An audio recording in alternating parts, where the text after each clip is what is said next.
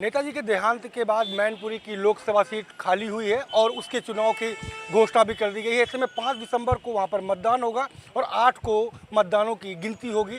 और मैनपुरी की जो जिम्मेदारी है वो पूर्व मंत्री योगेश प्रताप सिंह को भी सौंपी गई है। वो वहां पर जाएंगे और मेहनत करेंगे, देखेंगे किस तरीके से चुनाव आते हैं, क्या जिम्मेदारी है और लोकसभा के उपचुनाव को किस तरीके से देख रहे हैं आप? देखिए, आज हम लोग संगठन के बारे में विचार विमर्श करने के लिए, कुछ निर्देश देने के लिए माननीय राष्ट्रीय अध्यक्ष जी के समक्ष आए थे। और ये एक चुनाव की घोषणा आज ही मैनपुरी के उपचुनाव की घोषणा हुई है। और मैनपुरी का उपचुनाव समाजवादी पार्टी के लिए प्रतिष्ठा का चुनाव है, हमारी विरासत का चुनाव है, जहाँ से हमारे मैनपुर समाजवादी पार्टी के संस्थापक माननीय मुलायम सिंह यादव जी कई बार सांसद रहे हैं। यहाँ 26 वर्ष वहाँ के सांसद रहे हैं।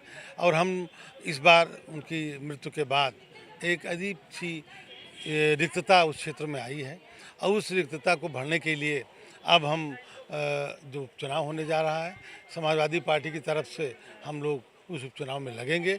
और मेरा पूरा विश्वास है ये चुनाव बहुत ही भारी मतों के फ़र्क से समाजवादी पार्टी जीतेगी, क्योंकि नेताजी ने बहुत काम किया, वहाँ उनका एक अलग लगाव रहा है।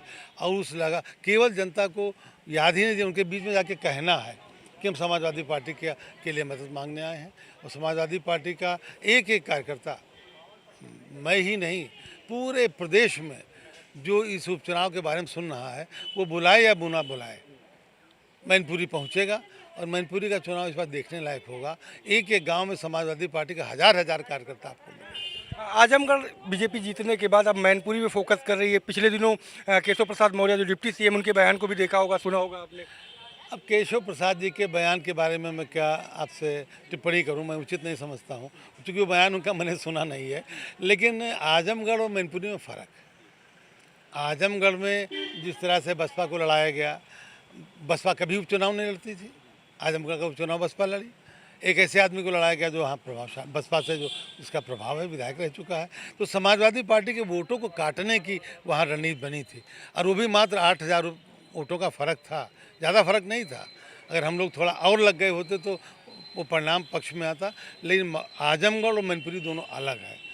अभी आपके ही क्षेत्र बगल में गोला में चुनाव था, वहाँ पर जिस तरीके से दृश्य देखने को मिले, उसे देख करके लगता है कि उपचुनाव में आप लोग जीत पाएंगे। देखिए, एक चीज़ तो बड़ा सर्वविदित है, चाहे गोला हो, चाहे गुजरात हो, चाहे हिमाचल प्रदेश हो, चाहे पूरे प्रदेश का जो परिदृश्य, देश का जो परिदृश्य है, भारतीय जनता पार्टी के आने के बाद लोकतंत्र खत्म हुआ है। ये नहीं चाहते कोई दूसरा जीते, लेकिन ये रोक नहीं पाएंगे। ये चुनौती तो मैं नहीं देता हूँ, लेकिन लोकतंत्र में हम लोग भी 40-45 सालों से काम कर रहे हैं, 40 वर्ष सक्रिय राजनीति में रहते हो गया।